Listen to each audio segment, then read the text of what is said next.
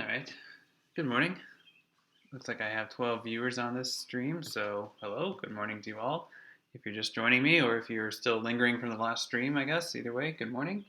Hope you enjoyed the little transition there. I've been playing around with OBS, and so I have a webcam pointed outside in my backyard, and I've turned my table around so like you see what I used to be able to see. So I'm in the same location. I just switched the table around a bit. I think it looks a little bit better on me, so you don't have the bright background for me, and also I can monitor the bird feeder. Also, just kind of looking out and kind of seeing the day. It's a rainy, dreary, kind of gross day, but I've come to find that, and I have found that does affect my mood overall and my general feelings about things.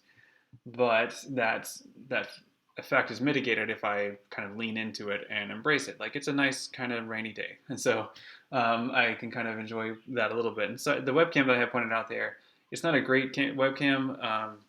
And it doesn't have any focus settings, and so it's designed for like near focus auto focusing, so you probably couldn't see the backyard very clearly, but what we were looking at is the squirrel, I mean, almost said squirrel feeder, but the bird feeder that I've been keeping an eye on in terms of trying to keep the squirrels out. And also the ladder there, my daughter made that ladder to try and it's not really a tree house, but it is like a branch she can sit on, and she strapped a plank up there so she can put her drawing stuff up there with her, and she could try to draw while she's up in the tree. I don't know if it works that well, but it's what she wanted to do. So great. So a couple of things. Today we're going to be talking about this film, the film called E-Wasteland by the director David Federle, and it presents some of the same, some of the same general topic as the film we watched on Monday, the piece we watched on Monday, which is more of a documentary. This is a documentary, but it's a documentary in a different style, and as such, I'm interested in looking at how it makes claims and asks us to think of it as credible. And then it has some different aesthetics to it. I hope you like the new layout, by the way. Again, I've been playing around with OBS, and let me see. I'll make an adjustment to it. Nope. Sorry, I'm adjusting my OBS settings a little bit to fill that out better. Okay. So the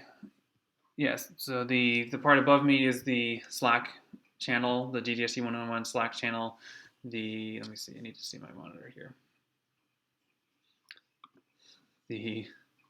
So over there, I just put a banner kind of thing to kind of remind me as I'm looking at this later which section this is. So this is the 11 o'clock section, or section 2, and then up here is just a browser window, and so that lets me kind of manage things. I can see, so you're just seeing a single browser and not the whole thing. The bitrate looks iffy, so I'm going to switch to Ethernet, and hopefully this comes through clearly enough.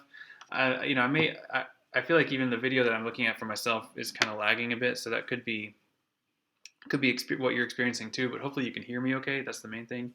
If I can find a better way to do this, I certainly will.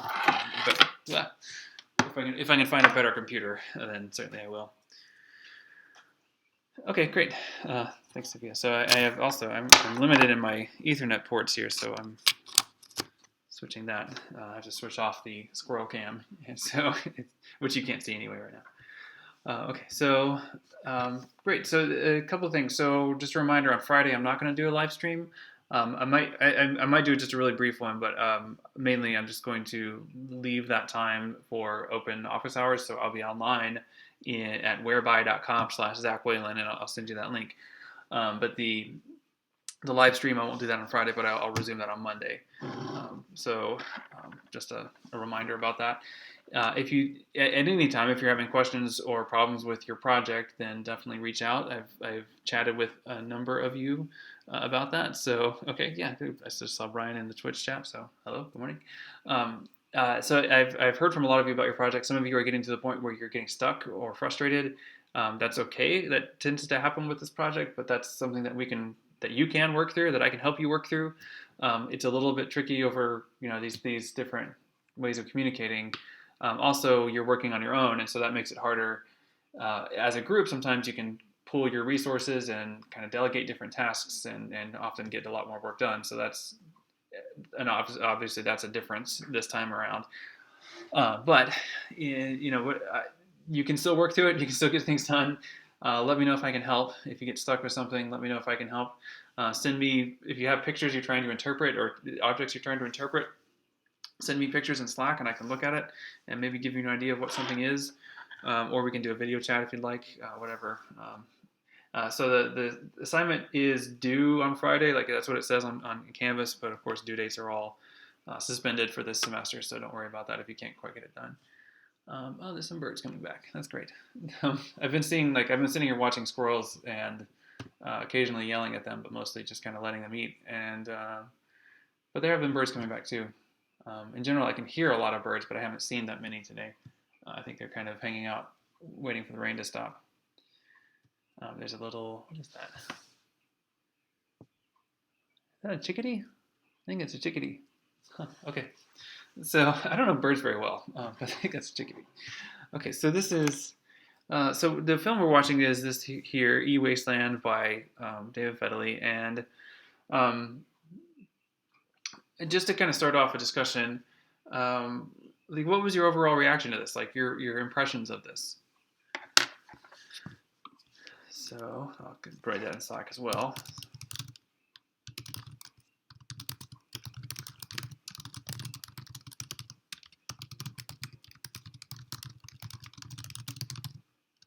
Impressions of this film or from this film, I guess might be an okay word too.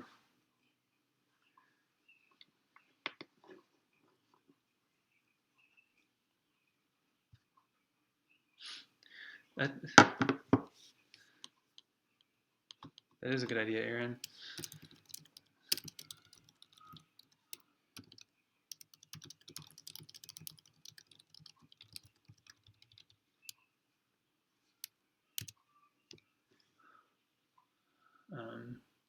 So what I have is like an upside down punch bowl hanging on the string, like halfway between the point where it's attached and then the feeder itself. And the idea of the punch bowl is supposedly that is going to prevent a squirrel from being able to go like down the string from above.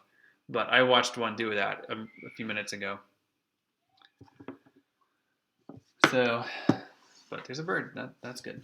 All right, several people are typing, so I'll let you finish your thoughts while I watch this bird.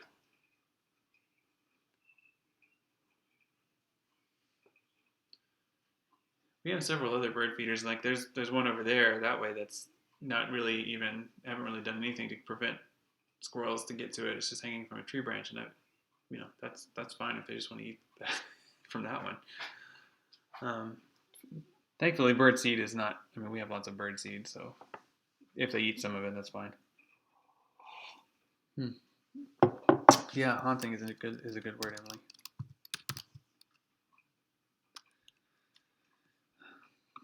Yeah.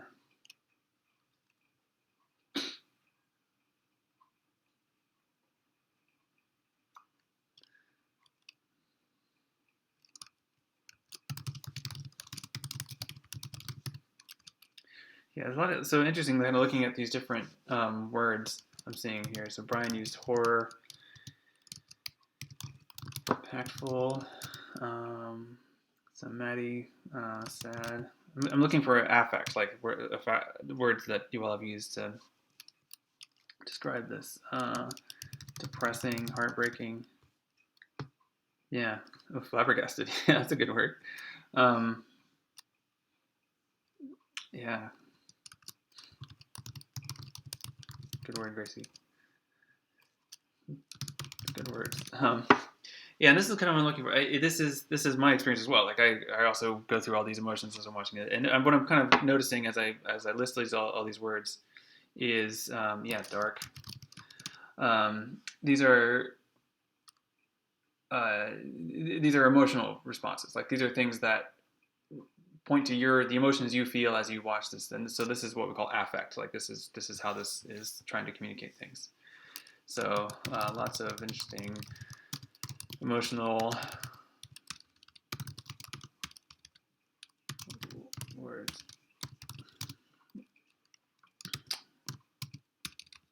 Affect, just as opposed to effect. Like that's what we're talking about.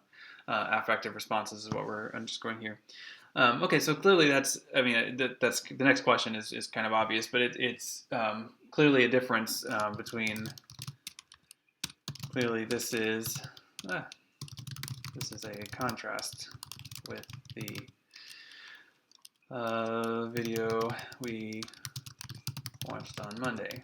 I don't think anyone used those kinds of words to talk about the video on Monday. I certainly wouldn't. I mean, it's the one on Monday is compelling. It's sobering, I think, maybe a better word, but it's something that makes you learn from it. You understand things. You might want to follow up on it, but you don't. I don't think you have nearly the same emotional experience with it. Interesting idea.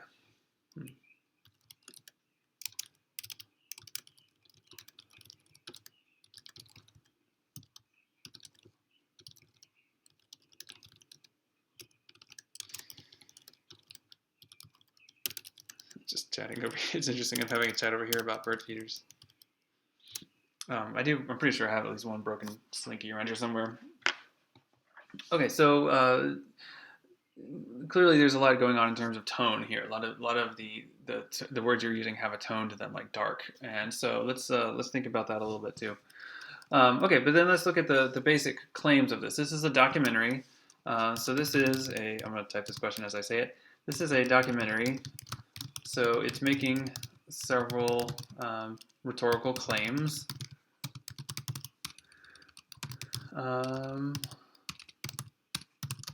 What are they?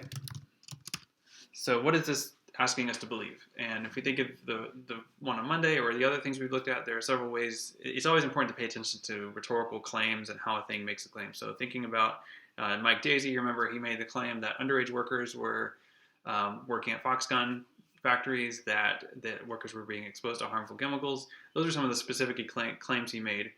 Some of the other claims he made were like that he saw guards at the gate, or that he and Kathy had a particular conversation, or that he talked with workers at a Starbucks. Those were claims that turned out to not be true. Those were personal claims. Those were anecdotal kind of claims. But the fact that those turned out not to be true leads us to question everything else that he said was true. So what are the things that this film is saying are true? That's the thing to always pay attention to. And I have it up here on Vimeo. This link in Vimeo, I'll share it later. But there's a reason for looking at it on Vimeo. This film is hosted in lots of different places. I don't need the sound from this. But there are a couple moments actually where they literally just put text on the screen, and so that's a way to look at claims. And we can't do the same scrubbing thing you can on YouTube. But what an amazing shot right here. Like just such a bleak, hellish landscape, honestly. Like it's really intense. And I don't know. It's beautiful in a way, but it's beautifully sad. Like that's what's really strange about it. On these birds, man. Wow. I'm trying to get to the point where there's actually on-screen titles explaining things. I think it was right after this set of shots, or maybe it's before it. Because there was this opening shot with that person. And I see several of you typing, so I'll get back to that in a moment. I was trying to get to the actual on-screen titles.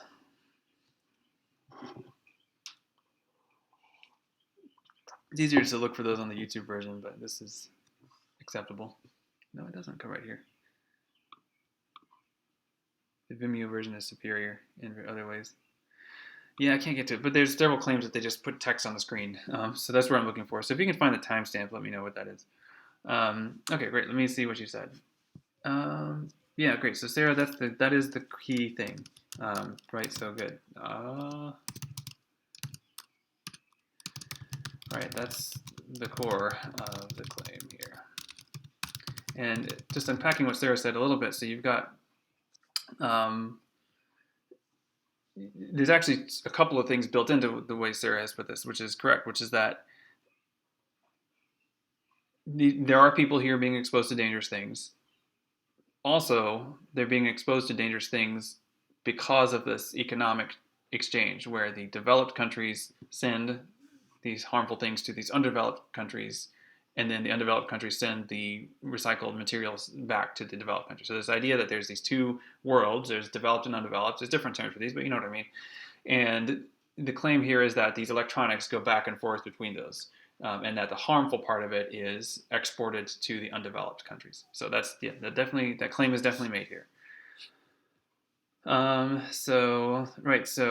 also as Emily points out, several issues. Just the idea that there are children working here is obviously also a claim. It's a different kind of like claim though, because instead of putting it on screen text, we see images of it, and so we have a different level of trust around that claim. Like we don't have to take their word for it. We literally see it. So good points from Emily there about that. Also the lack of protective gear, of course. You may notice like what they're doing here is what I told you not to do. Like when I was telling you about how to disassemble things, the things they're doing that these workers are doing, many of them are doing things that I would not allow you to do in the classroom if we had a chance to do that disassembly day. Like they're just smashing things with hammers and just ripping it apart with their bare hands, and that's definitely dangerous. I mean, just even imagine if you get cut. Like you get, I mean, a lot of the metal is sharp. Like you get cut, it gets infected, it can be very painful, or worse. So this is something that is definitely harm, right? Yeah, and as Sophia claims, I mean, the idea is by seeing the faces. I think that's a really important aspect of that. That we see people and their lives, right? That's really what's going on. I'm gonna quote that because that's good. So see if I can format this correctly.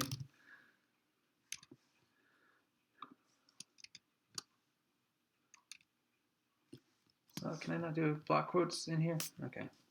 Anyway, yeah, great point.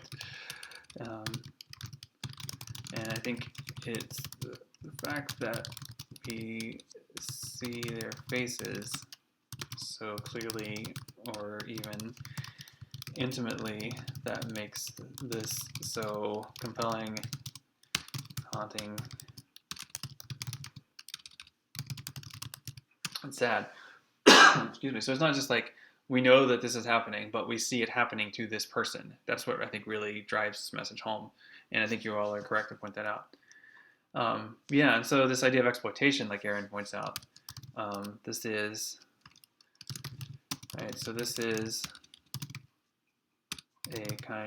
another kind of exploitation, like we saw in the story about coltan in Congo. Yeah, I mean the idea that again, there's a lot of potential here, but that potential is being extracted. Like there's another force that's taking that out and then putting it somewhere. So this is interesting. Now, so a little bit of context on this. Did anyone, maybe I can just find it on YouTube again, and I can find the part I'm looking for.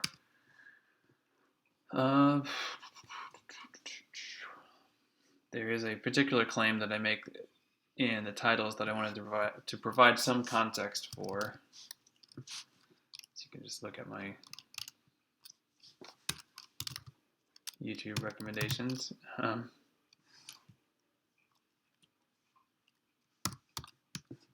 don't need to see this. It's stressing me out. Okay, so here it is. So this is. Oh yeah, this is actually already right up to the moment I wanted. So this is right at 3:08 in the film. So there's an interesting claim here. I'll type it in here at 3:08.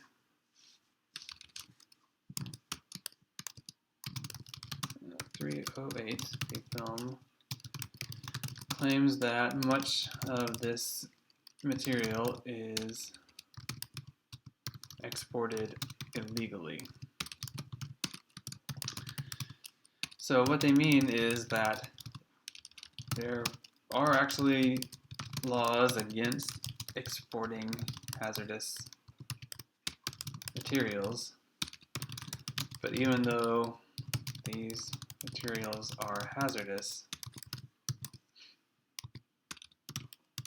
they're being exported as goods. So in other words, they're being exported as refrigerators, not as mercury, right? I mean, they're exported as an object with the premise that these are going to be refurbished and resold, but as we see that many of them are not. Now that's the claim that they're making in the film. It turns out I did look at this a little bit, and it turns out that some researchers have actually done the same kind of thing that the Basel Action Network work was doing, uh, and that led to Hong Kong. I guess with this particular location in Ghana, Agbogbloshie is the name. I don't know if I'm pronouncing it right. I have a hard time with pronunciations. It turns out that actually a lot of the stuff that they're working on there, something like 80% of it actually comes from Ghana. Like, in other words, it's actually local recycling more so than things being shipped across the ocean. And so it's not quite as big of a issue. I mean, that when we look at whose fault this is, it's not necessarily uh, the Europe and the United States directly. It's more complicated than what they're saying here. But certainly the harms are still there. Certainly the environmental harm, the dangers, health harms to the people working there are all definitely still true. It's just where it comes from is a little bit more complicated than how they say it is here. But that's what they're saying. There are international laws against doing these shipping unprotected, unlabeled hazardous material, and that would be illegal if that were being done, and it is being done. It's just maybe not quite at the scale that we're talking about here. In any case, things need to be unpacked sometimes. Okay, so what were some of the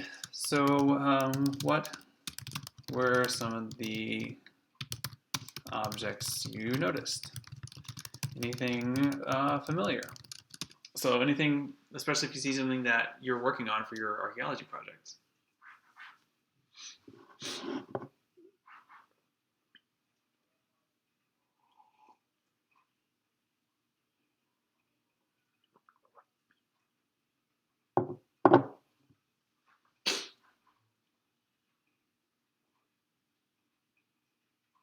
See several people typing, so I'll let you type.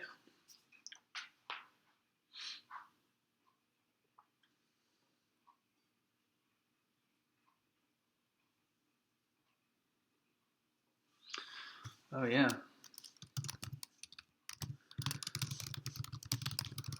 Okay, so the keyboard, the computer parts, let's see, I can, since I'm on YouTube now, I can find particular moments easier because I can scrub across the timeline here. Let's see, the keyboard was here, yeah.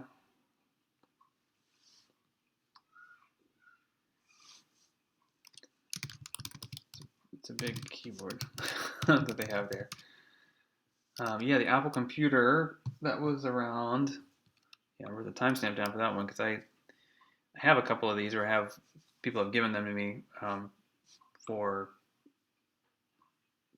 refurbishing or as collector's items essentially, but here's one of these. I mean, that used to be the state of the art, especially for media editing. That was the one you would get if you wanted to do video. Yeah, the keyboard, right? So definitely there's a lot of those fridges. Emily points out these are the kinds that you use to play old video games, and they are. Let's see, there's a truckload of them right here. So these guys are unloading this TV type. Let me see. Yeah, so this whole stack. What's interesting about this stack is they all look like the same model of TV, so it might be a particular warehouse was emptying their stock out, or like sometimes you'll see like a hospital or like a college campus will have a bunch of the same kind of TV, like we at UMW have those flat panels everywhere. So that might be what this came from. But in any case, these are the classic CRT cathode ray tube TVs, and these are. I don't know about collectible, but they are something that, like, I hang on to these whenever I get them. So I have a closet of them in the HCC, actually, that has no other purpose. So I've been told it's okay to keep them there. I have a bunch of them because they are so much better for playing video games. There's lots of games up to a certain era that really look bad on flat panels, I think. And so for these CRTs, that's the best way to play them. And they aren't making no one makes this kind of TV anymore. So you kind of have to hold on to them. So it is kind of like interesting that here's this stack of them. I think I mentioned on Monday there is a warehouse of university at UMW full of old TVs like this. So they're not there's no shortage of them yet, but it's something to keep keep an eye out for. Um, yeah, they definitely did look pretty old. And yeah, Brian, those are called PCBs, printed circuit boards, and those are usually basically fiberglass. So there's not much value in them, but getting them apart is tricky, and then that's where all the precious metals are kind of embedded. And Maddie, you're right. You're right. I definitely don't recommend you do what's happening at 14. At 15. Yeah, that's about where it is. Where these kids are taking this apart. Let's see. What are those? I'm trying to figure out what this pile of things here is by the tree. I don't know. But yeah, I definitely don't recommend doing what this kid is doing here, smashing a TV. I mean, I warned you all against that. There's an implosion risk. Obviously, this one's already kind of imploded. But the tubes inside of them, they contain lead and mercury, and even like where he's reaching right now, and he's just this kid, no gloves, flip flops. I don't even know what's left in this to get out. Like look, like the actual the metal part of the TV is already gone. Like the actual like cathode ray part of it.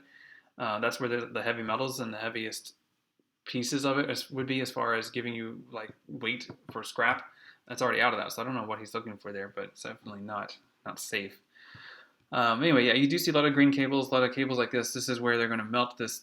They're going to burn this bundle, and then what's left, it will be copper, hopefully, and they'll be able to work with it that way. Yeah, I did notice I also noticed the lack of cell phones. I'm kind of curious. I don't know why there might not be that many cell phones. Maybe there. It could just be that the value of a cell phone might be more in refurbishing it and reusing it as opposed to stripping it for minerals. They're so small, basically, the amount that you would get from any given cell phone might be not worth the effort to strip it out. I mean, as some of you are finding, they're hard to get apart, and even somewhat older ones. And so by the time you get in there for like a couple of micrograms of gold, it's probably not really worth the effort. That would be my impression. And also, they may be handled somewhere else. I mean, it might be another. Maybe this particular area is where all the big stuff ends up. Speaking of this area, I see some of you typing. You can continue your thoughts, certainly, but that is, I know, yeah, I noticed that too, Aaron. Oh, that's good. Yeah, it's good to hear that Best Buy has its own recycling. Best Buy also takes flat panel TVs. It is always interesting, I think, to look at where a place is, and of course, with Google Maps and all the things that we have available to us, you can often get a pretty interesting sense of an area just by kind of looking at it the same way you would look at Fredericksburg. Here's Fredericksburg, but here's, let's see, there it is. This is the Google Maps view. It's going to take it a second to load it up because it tends to lag a bit as I do this. But here's what it looks like, and I noticed that it was given 2.5 stars. I'm not sure what kind of people would review this. Yeah, it looks like people are being clever. But anyway, what we're interested in is seeing what it actually looks like. And if you look at it on satellite view, you can certainly see the kind of landscape you would probably expect based on the film. And it looks pretty rough, right? I mean, there's shacks essentially here. There's sort of this large, sort of burned out looking area. You've got this is called a park. It might be where they're playing soccer near the end of the movie. But mostly there's a lot of just kind of, I mean, it's basically a slum. I mean, there's just sort of ad hoc buildings and a couple of sort of processing looking places, but otherwise it's just sort of piles of stuff. And then there's the river, or there's one river there, and then there's another on the other side over here. I think this is the one that you see in the background frequently. And you can actually see the smoke. Yeah, and check that out. You can see those are the fires of things burning. right now, or when this satellite picture was taken. Whenever that was taken, you can see that there were people burning things at the time. Pretty big plumes of smoke coming out.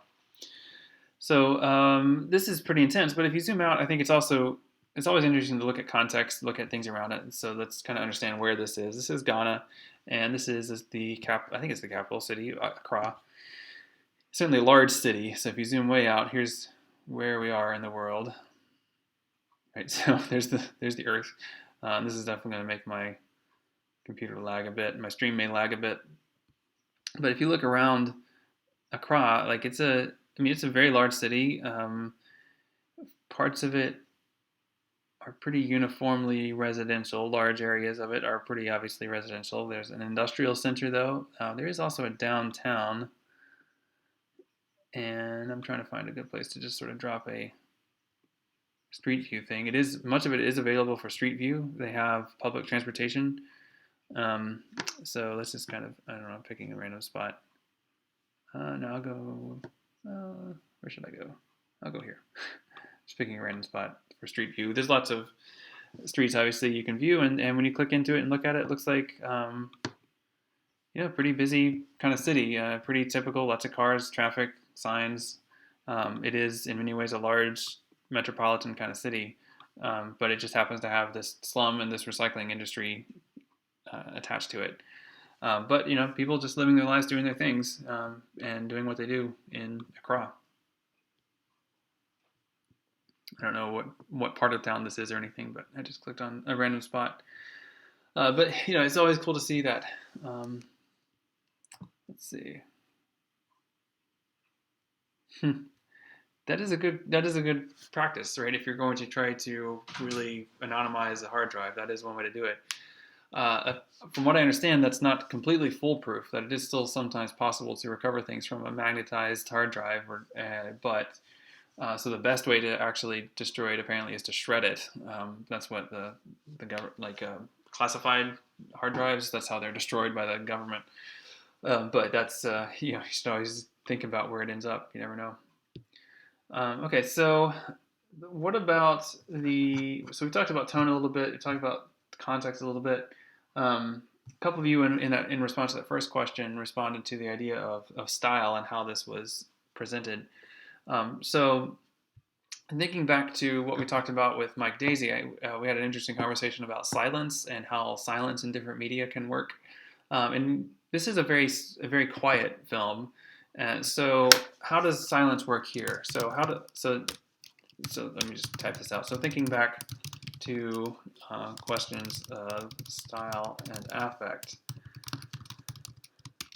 how does the lack of non-diegetic sound shape your impressions of this? I'm going to say, in other words, why do you think they chose not to have voice-over narration or background music? Because voice-over narration, background music, those are both non-diegetic, meaning they're not in the filmed world that we're seeing. And they both, narration and non-diegetic music, can do quite a lot to drive in your interpretation of something. Yeah, so interesting. Yeah, a good point, Madeline. It makes you focus. Yeah.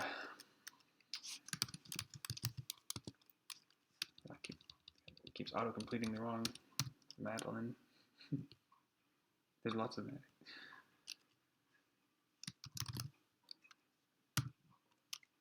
It forces you.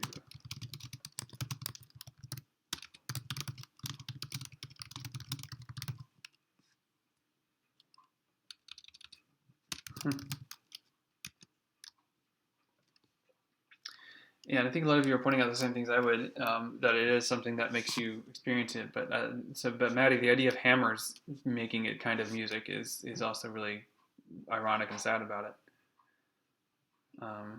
Yeah, interesting point, Sophia. That it makes you. We want, right? someone to explain. So when they don't, we're left to figure it out. That makes us comfortable, I think. That's probably the point.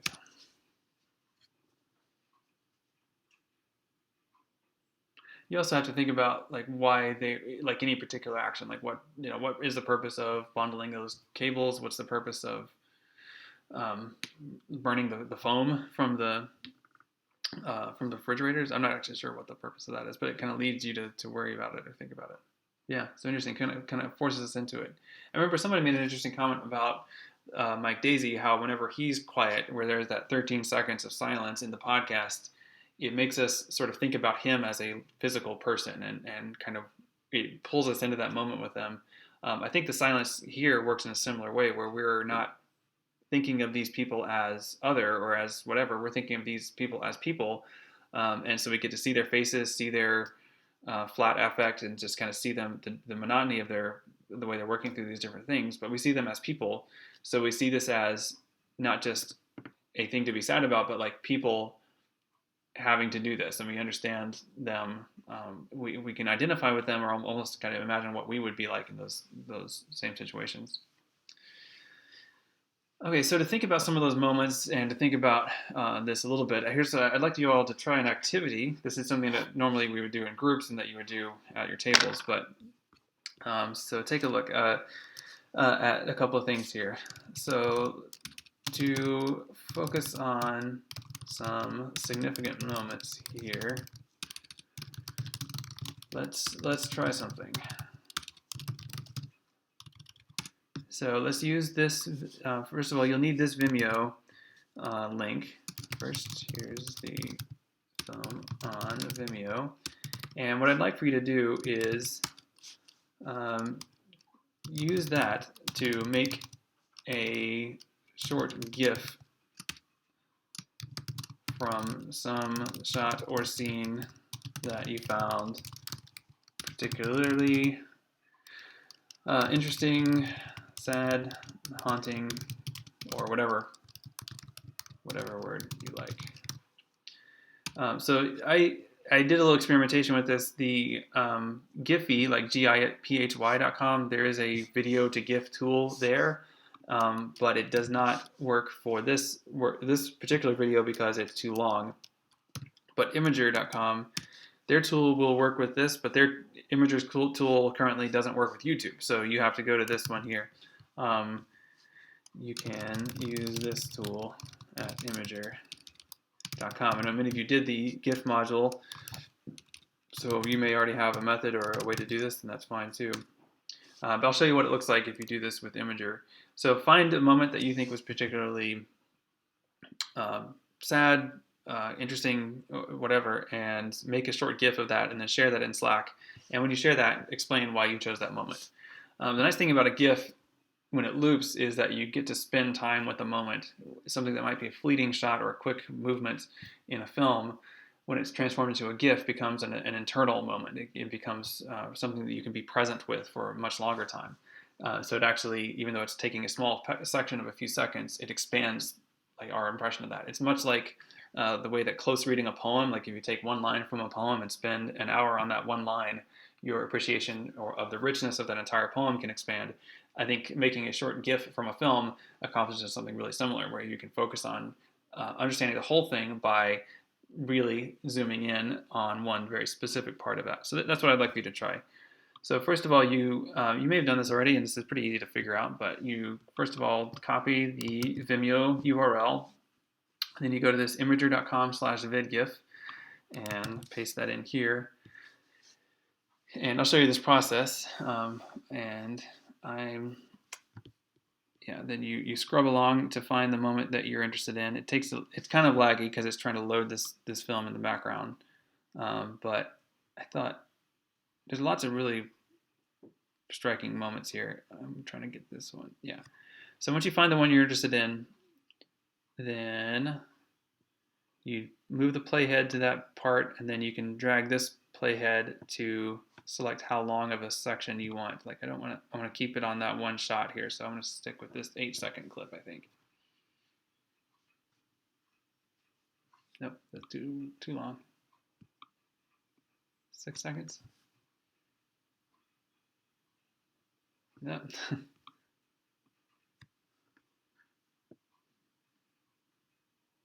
Still too long.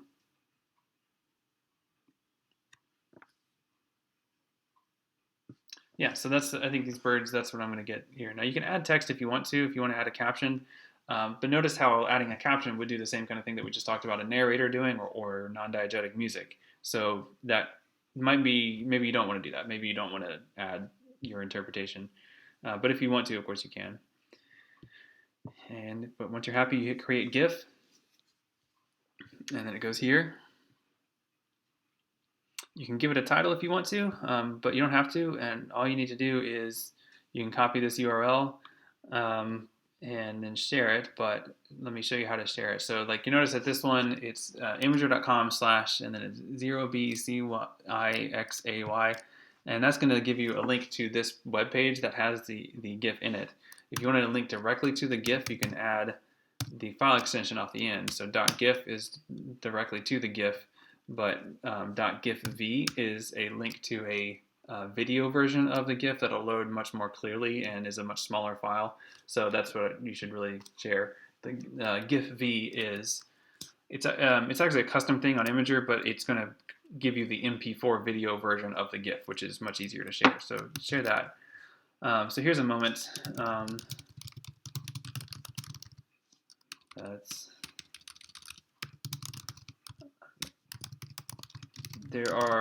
I can think of 2 other really interesting moments in here where animals appear. Here, the birds picking at whatever. There's also a group of cows that move through, and then there are some goats picking at things.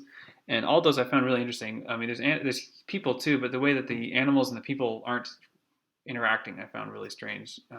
And I don't know, maybe that's what you noticed too. So share your moments that you thought were interesting in here. And try to explain why if you can. And then we'll wrap it up pretty soon after that. So if you have if you're having any questions, by the way, or issues with your projects, let me know. But okay, yeah. So Madeline shared the goat image. Great. Yeah. Okay. Wow, they all just kind of jumping in here. So Maddie and Emily, looks like you maybe chose the same moment more or less. Yeah. So talk about why. I mean, I talked about this moment a little bit already. But explain why you chose that. And Gracie too. Yeah, this moment with the kid and the rock, right? It's really interesting because this is, I think, the only kid, the only child that I remember seeing in it. Or there's 2 of them, but that's the moment I remember. Everyone else seems to be adults, young adults, young men mostly. Yeah, so Madeline is talking about the goat scene. Yeah, the lack of life, right? The sort of post-apocalyptic look to it is really sad. And yet goats, right? Goats are still there. I don't know what they're eating. It can't be good for them, but they'll find something to eat. They'll just sort of pick their way through things. And same with the cows. They're not really eating much, but they're kind of picking at the rubble. And they look pretty healthy. I mean, they're full size, so there must be something of value there that they're getting. Or maybe they're on their way between places. I don't know. I'm not really sure what they would be doing there.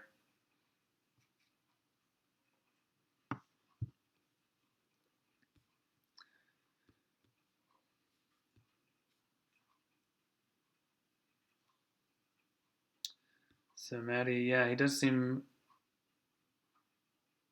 You're right. That's a good rate. I mean, that is ultimately one of the main tragedies here, Maddie. Like he's clearly this isn't the. It looks like this isn't the first time he's done this, and it also won't be the last. Especially we see the people that he around him, that his older peers, that he will grow up to be like, or that he will become someday. There's a woodpecker on the bird feeder now. I think it's a woodpecker. It's one of the smaller ones, not the big red-headed ones. Oh yeah. So Ian, that moment. Yeah, this to me, Ian, this is that's it's really spooky. I don't know. Spooky seems the right word to me for this one.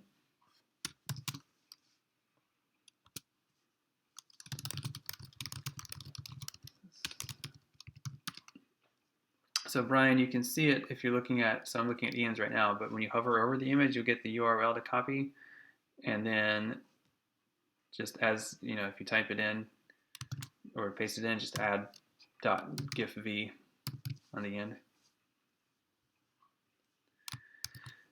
But yeah, Ian, you can say a bit more about that piece, that moment, if you want to.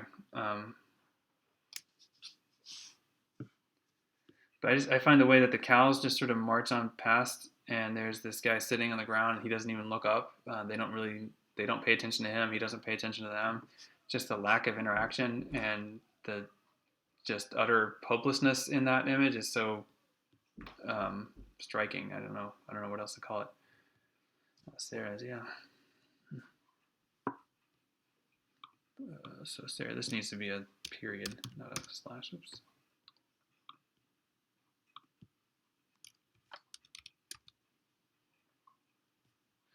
Oh yeah, Sarah. This moment also, like I don't know. This guy, he's sort of taking a nap in this shelter he made from old refrigerators. It's really sad. I mean, this person, and I almost said character, but this person and the one in the um, yeah, there you go, Sarah. In the with the cows walking by, they don't seem like they're working so much as just sort of trying to scrape up something. The guy who's sitting there in Ian's GIF, I think he's taking cigarette filters out for some reason. I'm not sure what he plans to do with those, but he may be trying to find some remaining tobacco to smoke or something. Um, but yeah, taking away the child's innocence and youth, right? It's certainly something that this kid should be playing or learning or doing other things that kids do. And you know, all that said, I do find what I find really fascinating about this film is not just like how desperate it appears or how sad or how dangerous and depressing it is, but especially near the end, you have these interesting moments of life, and I'm going to zoom into those a little bit. I mean, here's this kid. That's a cool move. I mean, they're playing soccer. They're also hanging out later and messing around with each other, and you know that kind of just sort of living is something that these people are still doing, and they're playing a board game here. I'm not sure what it is, but it looks pretty fast paced. Um, I mean, these are things that again show us that these are people. This is how they live, and I think our main takeaway here should be that these are people that we can connect to and imagine as part of this supply chain of electronics. It's not just sort of an abstract idea of harm, but there are these people here that are doing things that are harmful or that are dangerous to them. But you know, they could be doing other things, and they, you know, for what they are, they seem happy in this moment. At least they find moments of happiness and normalcy that we can recognize. So yeah, lots of interesting stuff. So thanks for all the great gifts here. I think this is a great way to pick this apart and try to understand and appreciate the art of this. Like this is a really beautiful film in a lot of ways, even though it's so sad. It also certainly has a point of view and a rhetoric to it. There's a set of claims being made. There are some of the factual claims that it makes with text, but I think the ultimate claim of like this is happening. I think that's the thing that we really connect to, and that these are people that we can really emotionally connect to. I think that really resonates. So I'm going to wrap it up in a few minutes because we've been going about 50 minutes so far. This has been a good discussion.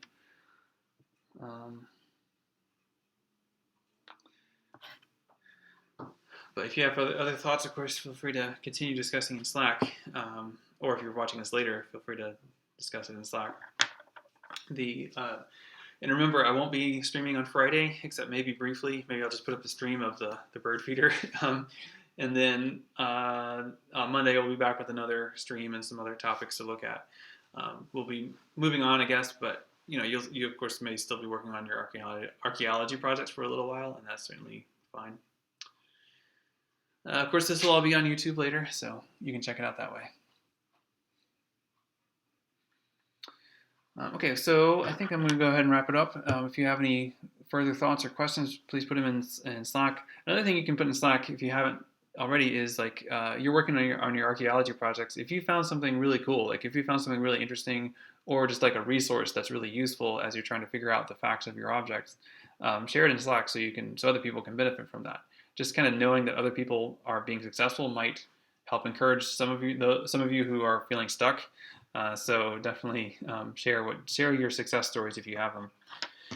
Okay, so I'm gonna shut down the stream. Thanks for watching. Have a great day, everyone. It's rainy, but that's just what it is. So try to get outside if you can, I guess.